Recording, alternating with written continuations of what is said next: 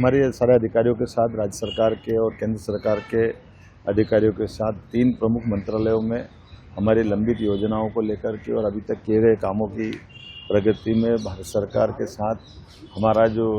तालमेल है और काम की प्रगति है। इस कारण से पहले एग्रीकल्चर मिनिस्टर श्री शिवराज सिंह चौहान जी के साथ हमने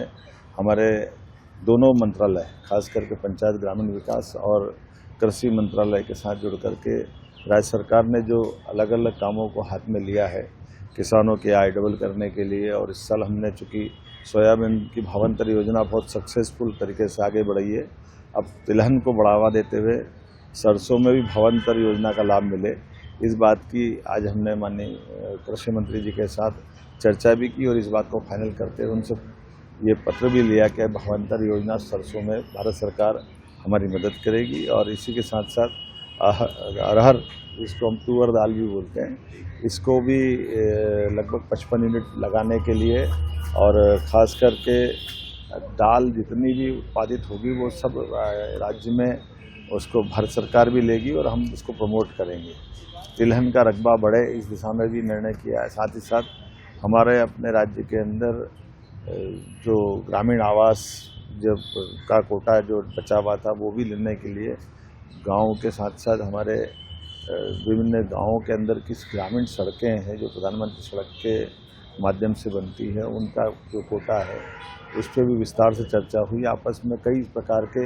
कृषि विज्ञान केंद्र और कृषि को उन्नत बनाने के लिए भविष्य में कृषि मंत्रियों की अलग अलग राज्यों की बड़ी बैठक मध्य प्रदेश में आयोजित कराने के लिए ऐसे कई प्रकार के आयोजनों को लेकर विस्तार से चर्चा हुई।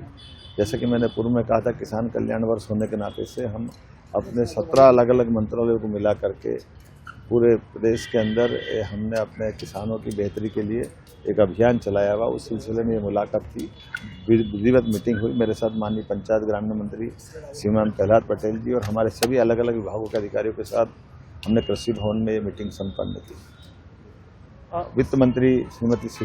निर्मला सीतारमण जी के साथ भी हमारे विभिन्न विभागों की वित्तीय व्यवस्था संबंधित बैठकों पर विस्तार से चर्चा की।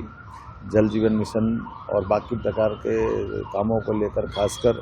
नागरिक आपूर्ति निगम के माध्यम से हम जो अपने गेहूं की और कई प्रकार की फसलों की सप्लाई करते हैं,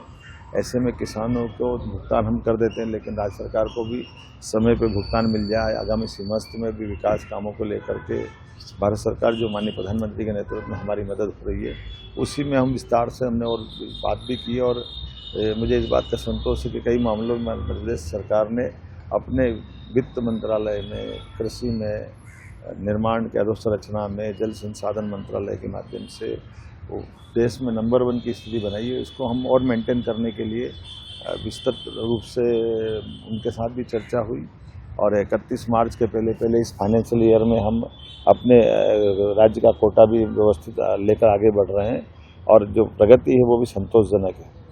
दोपहर बाद जल शक्ति मंत्री के श्रीमान CR पाटिल जी के साथ बात करके केन बेतवा नदी जोड़ो अभियान जो हमारा उत्तर प्रदेश सरकार के साथ है और पार्वती काली सिंह चंबल योजना, ये विश्व के दोनों पहले नदी जोड़ो अभियान जिसमें लगभग 1-1 लाख करोड़ की धनराशि माननीय प्रधानमंत्री जी के माध्यम से जल शक्ति मंत्रालय हमको देने वाला है। इनकी समीक्षा भी हमने की और अतीत में नर्मदा वैली के आधार पर मध्य प्रदेश सरकार और गुजरात सरकार के साथ महाराष्ट्र और अन्य राज्य के साथ जो 1974 में करार हुआ था जो 2024 तक चला था, उसकी पुनर्समीक्षा करते हुए भविष्य में उसके अपने सभी अनुबंधों के ऊपर पालन करें, इसकी विस्तार से मीटिंग की गई। और ख़ास करके एकल जल परियोजना और समूह नल जल योजना के माध्यम से प्रत्येक नीडी पर्सन को जिनके घरों में घर घर नल से जल पहुँचे, इस योजना को कैबिनेट से कल माननीय प्रधानमंत्री ने मंजूरी दी है। मुझे इस बात का गर्व है कि देश के अंदर सर्वाधिक गति से तेज काम करने वाला राज्य में मध्य प्रदेश का नंबर है। ऐसे में हमारी जो इससे जुड़ी हुई बाकी आवश्यकताओं को लेकर हमने चर्चा भी करते हुए हमारे 31 मार्च के पहले हमारी जो बिल लगे हैं उसका भुगतान का भी निवेदन हमने मंत्री जी से कहा और उनने सकारात्मक दृष्टिकोण देते हुए इसका निर्णय करने के लिए बताया। कुल मिलाकर के सभी विभागों को गति देने के लिए, जनता की कल्याणकारी योजनाओं पे आगे बढ़ने के लिए और विकास के मामले में राज्य सरकार केंद्र सरकार के साथ कदम से कदम मिला के चल रही है। तो भ्रम की स्थिति कई राज्यों में बनी हुई है, जिस कारण पैनिक बाइंग हो रही है। नहीं, ऐसा कुछ नहीं है। जैसा मैंने पहले भी कहा है कि माननीय भारत सरकार के प्रधानमंत्री जी और हमारे सभी मंत्री जो वर्तमान के खाड़ी के हालात है, उस हालात में भी सकारात्मक रूप से सब प्रकार से चिंता कर रहे हैं। और यही कारण है कि हमने कालाबाजारी भी रोकी है और जनता के सुशासन को के LPG और CNG गैस को लेकर पर्याप्त प्रबंधन किए।